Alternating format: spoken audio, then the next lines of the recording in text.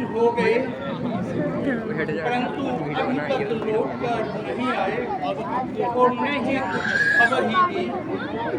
मेरे हिसाब से तो उनको कल ही लौट कर आ जाना चाहिए था, वरना आज आ जाने में तो कोई संदेह ही नहीं था। किंतु मुझे तो आज का दिन भी खाली जाता प्रतीत होता है। मालूम नहीं कि सरंगी जी उनको मिले भी हैं या नहीं, और यदि मिल भी गए हैं तो उन्होंने आना भी स्वीकार किया है या नहीं। असल में तो मैंने गलती की और सख्त गलती की जो मंत्री जी को भेजा। खैर, अब भी मुनासिब है मैं खुद चलने की तैयारी करूं। इससे 2 लाभ होंगे। एक तो सफर में मन लगा रहेगा और इस हर घड़ी के इंतजार से छुटकारा मिलेगा। दूसरे, सरंगी जी को यह शिकायत नहीं रहेगी कि खुद तो आए नहीं और मंत्री जी को भेज दिया। परंतु कहीं मैं उस तरफ चल दिया और वे यहाँ पर आ गए तो और भी खराबी होगी।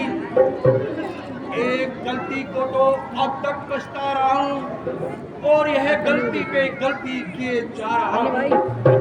संभव है सरंगी जी मुझे यहाँ न पाकर वापिस लौट जाए और सारा बना बनाया काम बिगड़ जाए। वह सन्यासी है, उनको किसी की क्या परवाह। महाराज, सुमन जी सरंगी जी के साथ सरंगी जी आ रहे हैं, चलो हम उनके स्वागत के लिए चलते हैं। मुनिवर, आप भी हमारे साथ चलिए। ईश्वर प्रणाम। चलो दरबार में पधारो, सफर की थकान उतारो, वहां पर आराम कीजिए। हुई है जो तकलीफ उसकी माफी मुझको दीजिए। ऋषिवर, दरबार को सुशोभित कीजिए और सभी दरबारियों को अपने दर्शन दीजिए।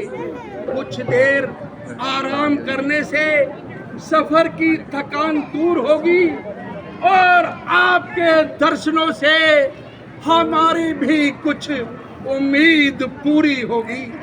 आइए ऋषिवर।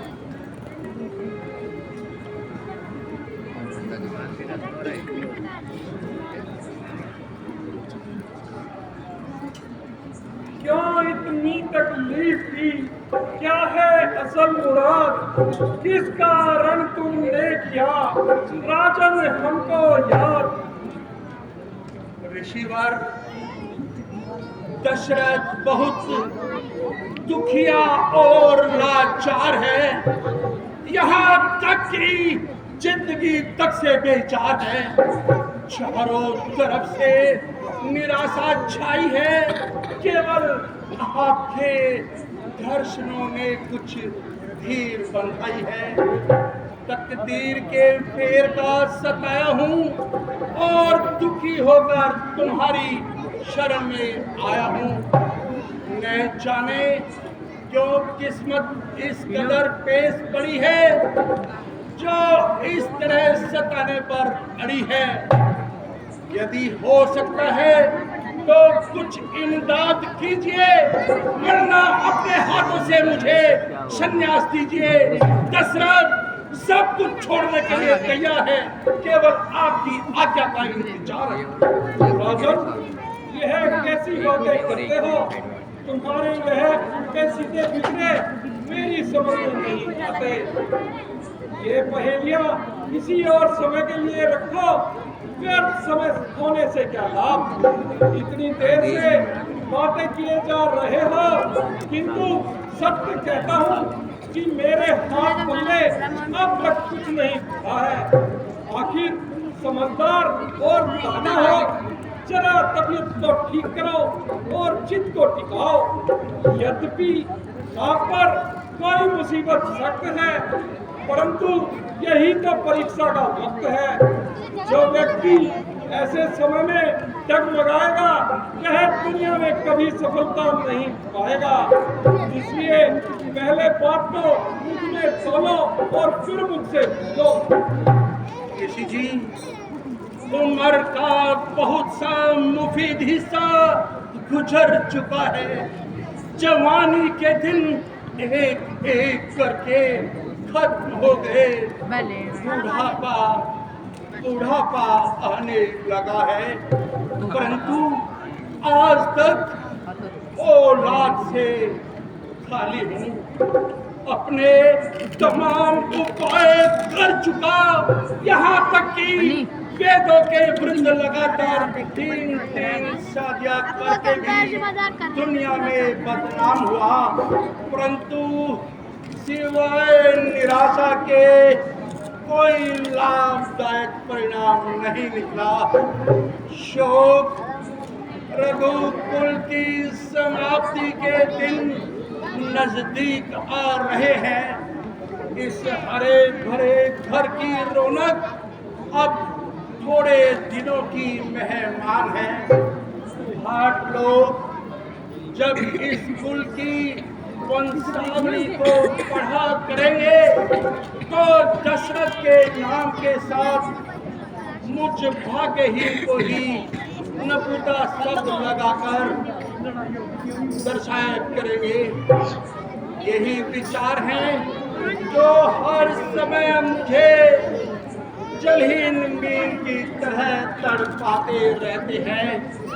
एक दिन दरबार में बैठे बैठे इन्हीं विचारों ने दिल से दिमाग और दिमाग से दिल पर उतार चढ़ाव शुरू करके मेरी हालत को बदल डाला। गुरु वशिष्ठ जी तत्वदर्शी थे, इन्होंने पहचान लिया और मुझसे उदासी का कारण पूछा। मैंने असली हाल कह सुनाया। बातों बातों में आपका भी शुभ जिक्र आया। आपको तकलीफ दी जाए और एक यज्ञ रचाया जाए। अब यह मेरा सौभाग्य है कि आप पधारे हैं। कृपा करके उस श्रेष्ठ यज्ञ कर मुझे कृतज्ञ कीजिए। जो कुछ वृत्तांत आपने सुनाया मैंने सुन लिया। अब इस तरह आहें न भरो, बल्कि जल्द से जल्द यज्ञ की तैयारी करो।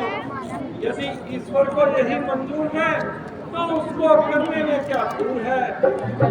मैं हर तरह आपका मददगार हूँ और जिस तरह आप कहें सहायता के लिए तैयार हूँ।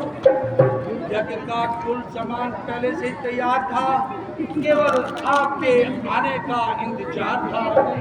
मैंने यहाँ पर और भी बहुत से विद्वान पंडित बुलवाए हैं जो यहाँ पर तशरीफ लाए हैं। अब आप यज्ञ मंडप में पधार कर यज्ञ प्रारंभ कीजिए और जिस से जो काम लेना है अपना हुक्म दीजिए। कुल काम आपके जेरे कमान होगा और हर एक व्यक्ति आपके ताबे फरमान होगा। आपकी आज्ञा अनुसार ही पुण्यदान होगा और जिससे उम्मीद है हमारा भी कल्याण होगा। चलिए राजन।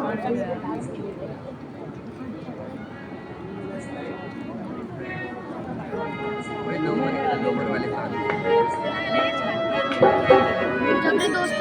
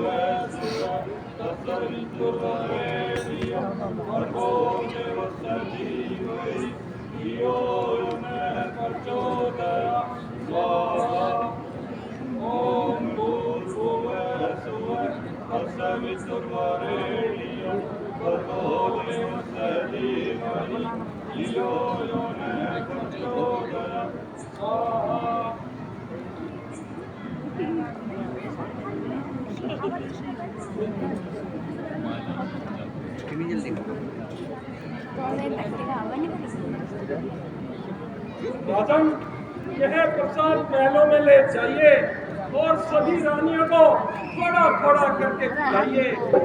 रसायन यह है वो जिससे रंजन भी हरा होगा। नजर आता है सुना जो वह आंगन भरा होगा। तुम्हारा जिक्र आएगा सदा ही धर्म चर्चा में। रोशन रहेगा नाम सदा रघुकुल का दुनिया में। प्रभु आप न हैं।